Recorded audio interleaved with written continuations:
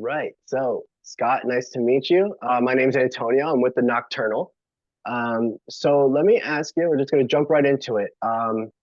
So you're the producer for this kind of, from what I've heard, called the TCU, right? Can you take us a little bit Yeah. on the journey from the first, Winnie the Pooh, Blood and Honey to now, the second one? Yeah.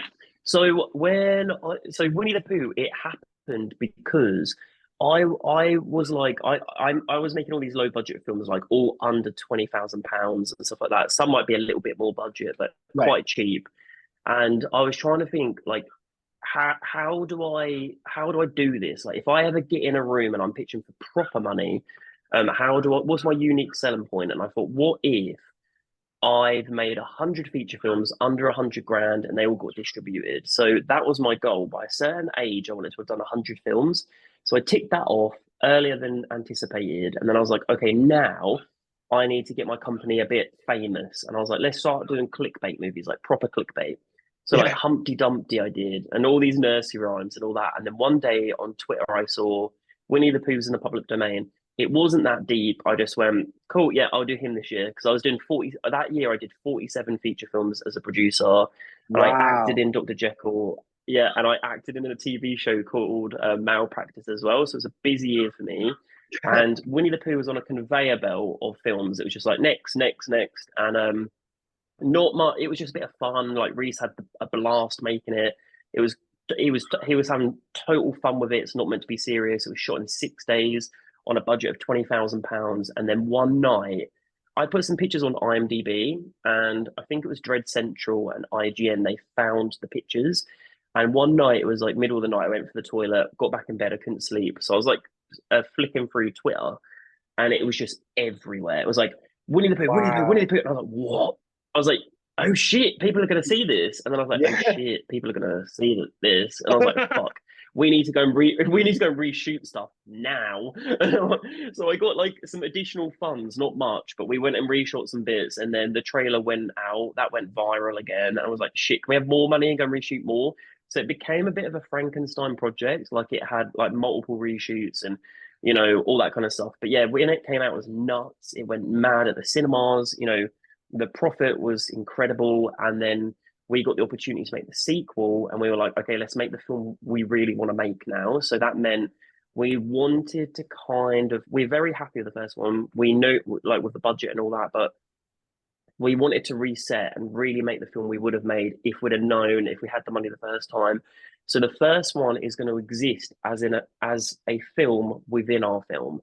So that's why the designs are different. That's why now I play Christopher Robin. We're starting again. We're doing what we would have done the first time round had it have not been a conveyor belt film.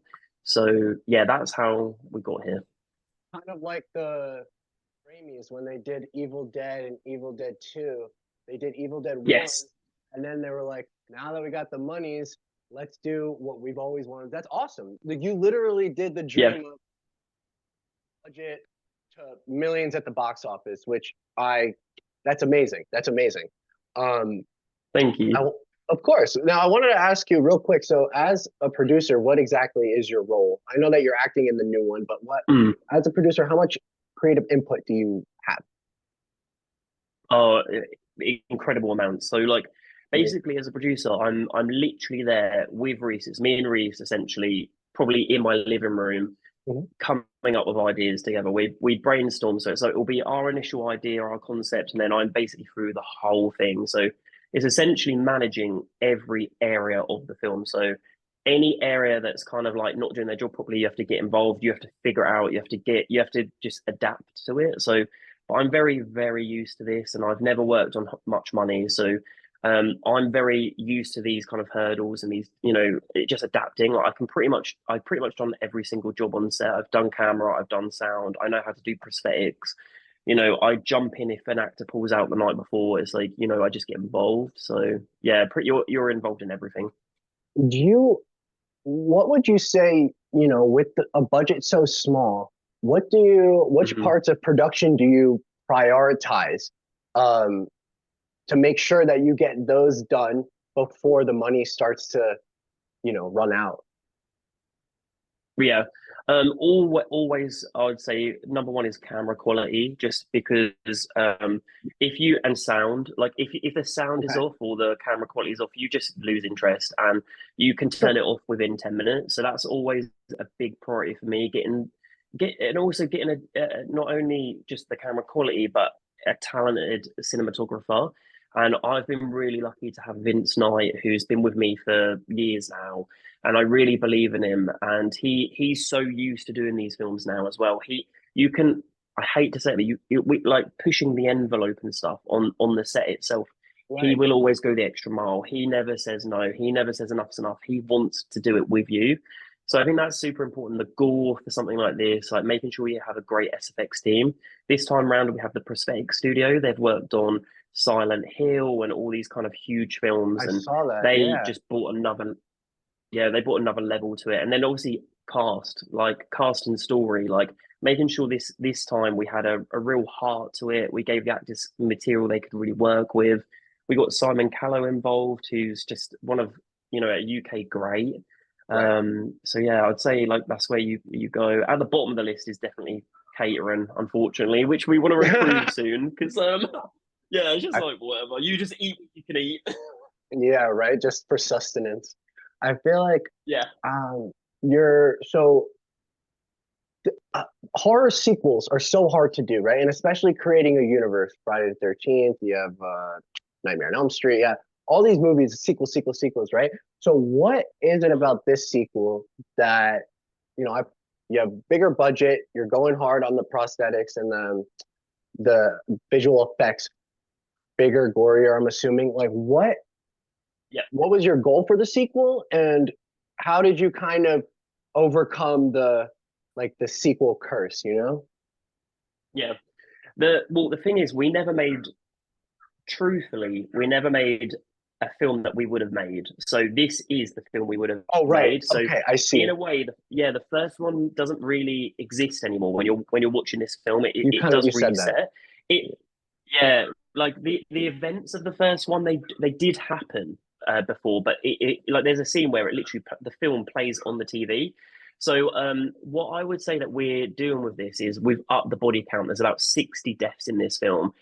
There are so many memorable deaths, like ones involving eyes, a bear trap, limbs being snapped.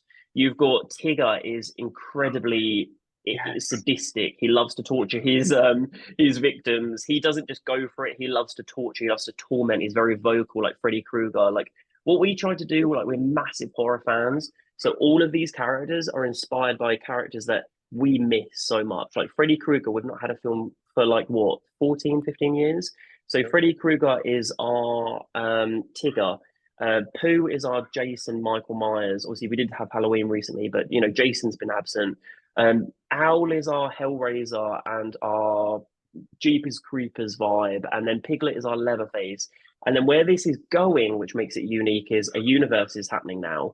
So all of our films, they're intro films. So you're going to get introduced to Winnie the Pooh characters, into Peter Pan characters, into Pinocchio characters, Bambi characters, Yes. and we've got a couple of other ones we haven't announced. And then where it's going is a big universe called, there's going to be a film that we're making, the big film called Pooniverse Monsters Assemble, and it is our Avengers, Yours, and you're gonna yes. have all yeah, you're gonna have like all of these characters. You're gonna have Pooh, Piglet, Owl, Tigger, Rabbit is gonna be in it. You're gonna have Peter Pan, Tinkerbell, Pinocchio, the Mad Hatter, Sleeping Wow. Beauty. Yeah, Pinocchio and his little cricket, and there's gonna be many more. They're gonna be in a film together that some of them won't see eye to eye, so they're going to verse each other. The rest of them, they're going to be taken on the town and they want to destroy everything in its path. And I feel like we have not had that ever in a horror film. So, Never. No. I would love to keep talking about that, but I'm yeah. allowed one last question. Um, Oh, sorry. no, dude, you're okay. You're okay. I could do this forever, honestly.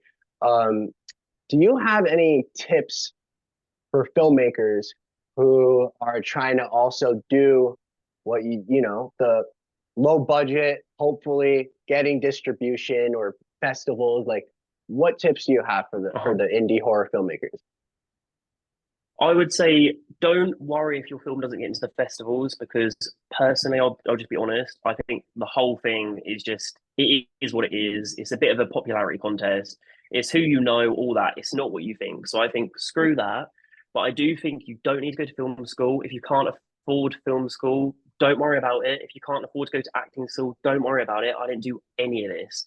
I'm completely self-taught when it comes to acting. Like I bought books on the internet. I just watch good performances. I at the beginning of my acting career, like I was doing loads of short films that never saw the light of day. They were just stuff off the internet, and I'd read books. I'd try out my like the methods on those on those short films because it's kind of a lot of acting and filmmaking is just stamina and just doing it. You have to just do it. You there's not Yeah, much that you can just sit there and just do on your own. You have to just do it. You have to get confident. You have to give everything a go. With filmmaking, you have everyone has a mobile. Use it. Like you can make a found footage film. You can do anything. You can distribute as simple as chucking it on YouTube and seeing if you get a reaction. You can make films. There's when I first entered the industry, I really thought it was inaccessible. I didn't feel like I don't come from money. My parents are not in the industry. No one in my family's in the industry. Like everything I've done is very much like I'll just give it a go. I'll just give it a go. I'll just apply for yeah. this agency. Oh, I'll just use my camera and make a crap film or whatever. But you just have to just do it. Like just keep writing and also don't be specific to your little area. Like, like for example, as an actor, it's crazy that people go to drama school for 3 years and just work on acting. That's nuts to me. Like, you're a part of a puzzle. It's a collaboration. It's like understand the lighting team because then you can speed it up on the day. If you know why they're asking you to do it, you can figure it out. Right. The AD, the schedule, all this kind of stuff. Yeah, Understanding yeah. how you work into everything and understanding. I just feel like there's a bit of a disconnect with the actor to the crew, but also the other way around. Like the sound person should do the AD. They should also learn to be in front of the camera because when you're all rushing the actor, it's like, you can't expect a great performance. It's like, it's crazy. Just try all the areas. And if you go into it and you go, I want to be a director, just because that's the only thing that people go, oh, to make a film, it's a director, writer, actor. It's like, no, there's so many jobs that you might like that aren't those. And I think just give it all a go and just be confident. And if you fail, it doesn't matter. Just do it again.